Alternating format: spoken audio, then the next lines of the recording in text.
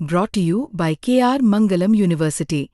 We provide you the platform to turn your dreams into reality. Give wings to your aspirations with KR Mangalam University.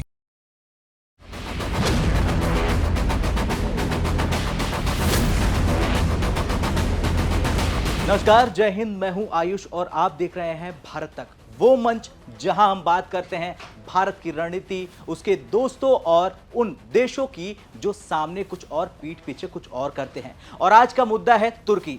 जिस तुर्की को पाकिस्तान का यार कहा जाता है, बड़ा भाई कहा जाता है, जिसने हर मंच पर भारत के खिलाफ बोलने की कोशिश की, वो आज इजराइल को धमकी दे रहा, लेकिन पीठ पीछे चुपचाप व्यापार भी कर रहा। जी हां, इस वीडियो में हम आपको बताएंगे कि कैसे तुर्की का दोहरा मापदंड अब पूरी दुनिया के सामने बेनकाब हो गया। क्या तुर्की एक बार फिर मुस्लिम दुनिया को धोखा दे रहा? क्या इजराइल से मुनाफा लेकर सीरिया के नाम पर ड्रामा रचा जा रहा? चलिए सब कुछ जानते हैं विस्तार से।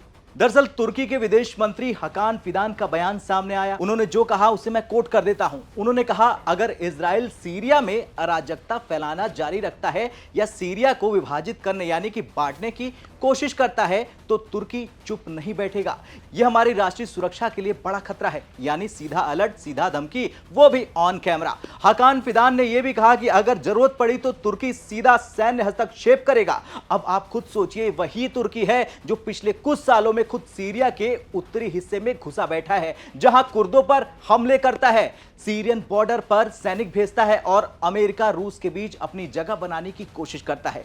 पर अब उसे इजराइल की दखल अंदाजी पर इतनी दिक्कत क्यों हो रही है? दरअसल तुर्की के राष्ट्रपति रेचेप तैयप एर्दोगन की एक खास रणनीति रही है मुस्लिम दुनिया में खुद को नेता दिखाना। वो खुद को उम्मा का नेता यानी मुस्लिमों का संरक्षक दिखाना चाहते हैं। जब भी फिलिस्तीन, सीरिया या इजराइल का मुद्दा आता है, एर्दोगन सबसे पहले बयान देते हैं। लेकिन आज सच्चाई यह है कि तुर्की की आर्थिक हालत खस्ता है। लीरा जो तुर्की की करेंसी है गिर चुकी है और मुद्रास्फीति 75% तक पहुंच चुकी है। ऐसे में तुर्की को व्यापार भी चाहिए और राजनीति भी। अब बात करते हैं उस आंकड़े की जिसने तुर्की का दोहरा चेहरा उजागर कर दिया। 23 मई 2025 को तुर्किश मिनट और कई अंतर्राष्ट्रीय मीडिया हाउस ने कॉमरेड के हवाले से एक चौंकाने वाली रिपोर्ट जारी की। इस रिपोर्ट के अनुसार 2024 में तुर्की ने इजराइल को $2.86 बिलियन का सामान निर्यात किया। तुर्की इजराइल का 5वां सबसे बड़ा निर्यात साझेदार बन गया। वहीं दूसरी ओर इजराइल से तुर्की को निर्यात घटकर $599.14 मिलियन रह गया, जो 2023 में $1.5 बिलियन था। अब आप खुद सोचिए कि एक तरफ तुर्की बोलता है कि वो इजराइल को बर्दाश्त नहीं करेगा, लेकिन दूसरी तरफ इजराइल को अरबों डॉलर का सामान बेच रहा। क्या यह सिर्फ राजनीति नहीं है? तुर्की का यह दोहरा चेहरा अब अरब देशों में भी चर्चा का विषय बन चुका है।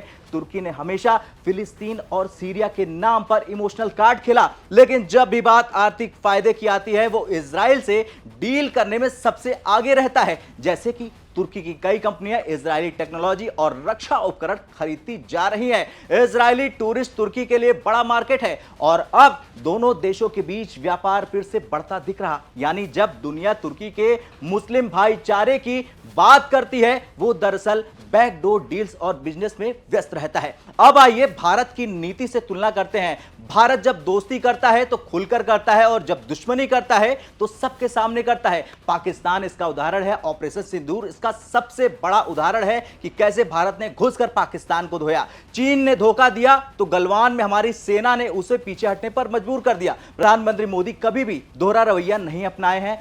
भारत का मानना है कि रणनीति, राष्ट्रहित और सम्मान सबसे ऊपर है। खैर, सवाल बड़ा है कि क्या तुर्की मुस्लिम दुनिया को धोखा दे रहा? क्या वो सिर्फ सत्ता और व्यापार के लिए ऐसे बयान देता है? क्या अब समय आ गया है कि मुस्लिम देश भी तुर्की की सच्चाई को पहचाने? आपका क्या कुछ मानना है? कमेंट कर जरूर बताएं। जय हिंद।